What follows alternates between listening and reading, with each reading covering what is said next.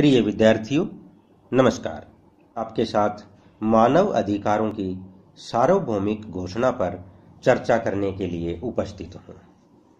मानव अधिकारों की सार्वभौमिक घोषणा 10 दिसंबर 1948 को संयुक्त राष्ट्र संघ की महासभा के द्वारा जारी की गई थी।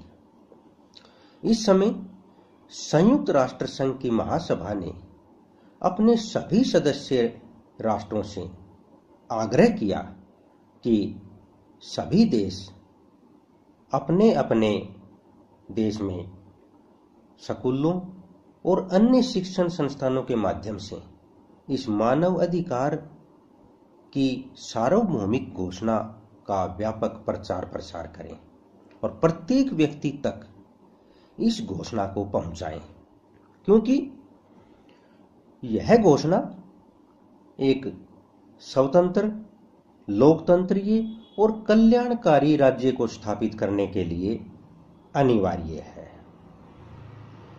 इस घोषणा ने वास्तव में पूरे विश्व के अंदर मानव अधिकारों की एक सर्वोत्तम योजना प्रस्तुत की है। मानव अधिकारों की सार्वभौमिक घोषणा में एक प्रस्तावना है और 30 अनुच्छेद शामिल किए गए हैं। इसकी प्रस्तावना में कहा गया है कि मानव की गरिमा और मूलभूत अधिकारों को प्रत्येक देश मान्यता दे और पूरे विश्व में स्वतंत्रता, न्याय और शांति की स्थापना की जाए। पूरे विश्व में मानव अधिकारों की अवहेलना पर चिंता व्यक्त की गई है और कहा गया है कि जो मानव अधिकारों की अवहेलना हो रही है वह मानव जाति के लिए एक अभिशाप है।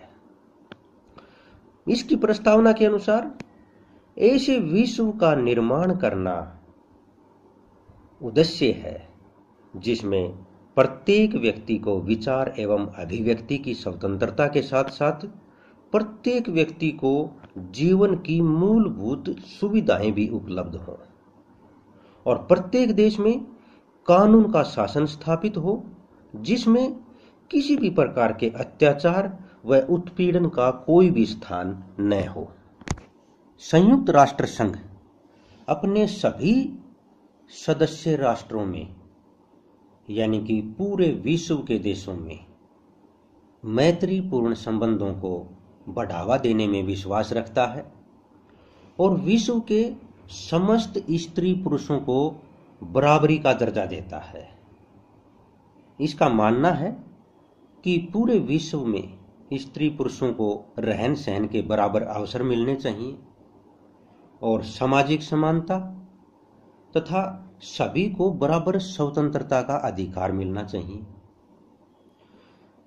संयुक्त राष्ट्र संघ की इस अधिकारों की घोषणा में कहा गया है कि प्रत्येक व्यक्ति को सामाजिक, आर्थिक और राजनीतिक अधिकार बराबर मात्रा में मिलने चाहिए और राज्य की तरफ से इन अधिकारों की बराबर सुरक्षा होनी चाहिए। और अधिकारों के साथ साथ संयुक्त राष्ट्र संघ का यह भी मानना है कि प्रत्येक देश में अधिकारों के साथ नागरिकों को कर्तव्यों से भी अवगत करवाया जाना चाहिए।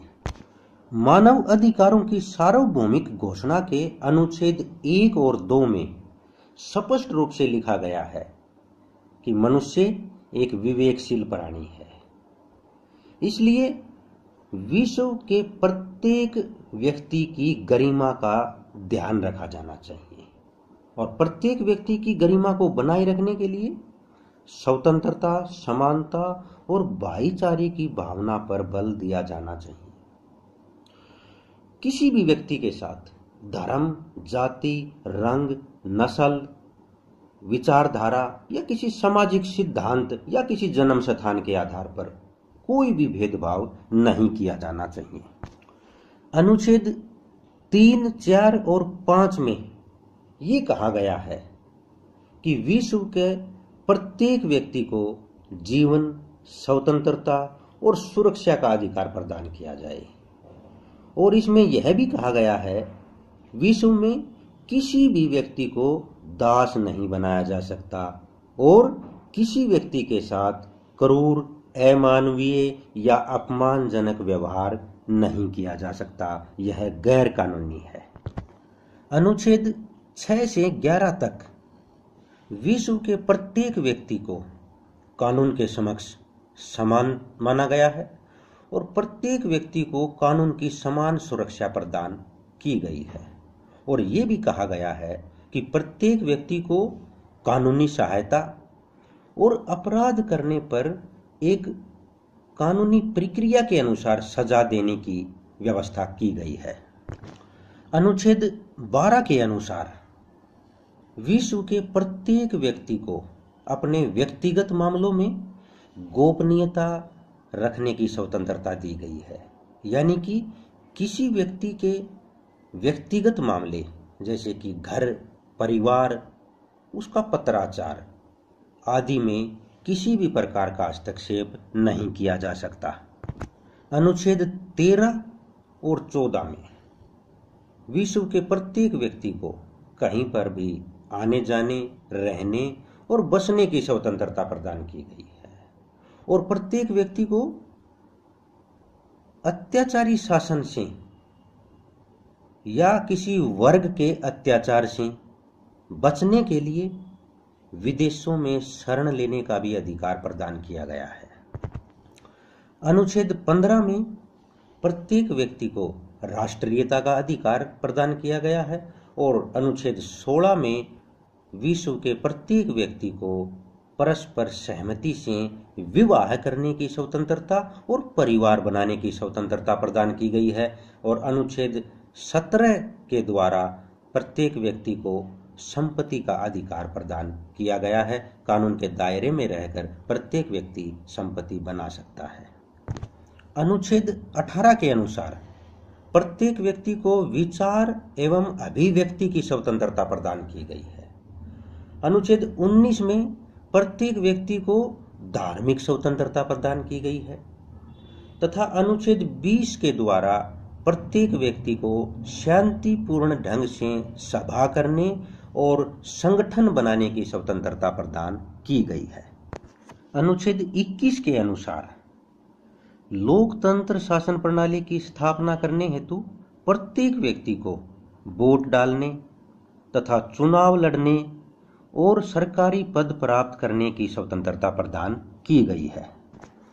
अनुच्छेद 22 से 26 तक विश्व के प्रत्येक व्यक्ति को सामाजिक और आर्थिक अधिकार प्रदान किए गए हैं। इन अधिकारों में प्रत्येक व्यक्ति को संकट के समय सामाजिक सुरक्षा का अधिकार, रोजगार का अधिकार, समान कार्य के लिए समान वेतन का अधिकार, उचित वेतन का अधिकार, आराम और अवकाश का अधिकार, स्तरीय जीवन या रहन सहन का अधिकार, माताओं और शिशुओं की विशेष देखरेख तथा प्रत्येक व्यक्ति को शिक्षा के अधिकार की व्यवस्था की गई है। अनुच्छेद 27 में सभी मनुष्यों को समुदाय के सांस्कृतिक जीवन में भाग लेने और साहित्य, कला तथा विज्ञान की साधना करने की स्वतंत्रता और इनसे लाभ उठाने का अधिकार प्रदान किया गया है।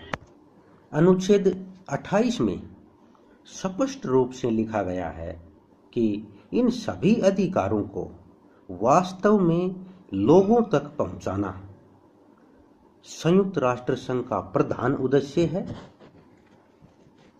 केवल इनको लिखना ही काफी नहीं है, वास्तव में जनता तक पहुंचाना उद्देश्य स्थापित किया गया है। इस प्रकार इस अनुच्छेद का संबंध अधिकारों के प्रयोग क्षेत्र से है। अनुच्छेद 29 और 30 में राज्य के प्रति, समुदाय के प्रति, समाज के प्रति व्यक्ति के कर्तव्यों का वर्णन किया गया है, क्योंकि अधिकार और कर्तव्य एक दूसरे के पूरक हैं। दोनों साथ साथ रहते हैं। एक के बिना दूसरा संभव नहीं है। कर्तव्यों की पालना से ही अधिकारों को वास्तविक रूप मिलता है। इसके साथ यहाँ पर यह भी कहा गया है कि लोकतंत्रीय समाज में प्रत्येक व्यक्ति को समान अधिकार, समान स्वतंत्रता प्रदान करने के लिए और नैतिकता को ध्यान में रखते हुए, सार्वजनिक व्यवस्था को ध्यान में रखते हुए तथा सामान्य हित को ध्यान में रखते हुए प्रत्येक व्यक्ति के इन अधिकारों पर प्रतिबंध भी लगाया जा सकता है। क्योंकि यदि किसी व्यक्ति को दी गई स्वतंत्रता या अधिकारों से दूसरे व्यक्ति की स्वतंत्रता या अधिकार नष्ट होते हैं तो उस व्यक्ति के अधिकार और स्वतंत्रता प्रतिबंधित की जा सकती है। इस प्रकार हम कह सकते हैं कि मानव अधिकारों की सार्वभौमिक घोषणा आधुनिक लोकतंत्रीय, कल्याणकारी और सामाजिक न्यायपूर्ण व्यवस्था के लिए एक आदर्श रूपरेखा प्रस्तुत करती है।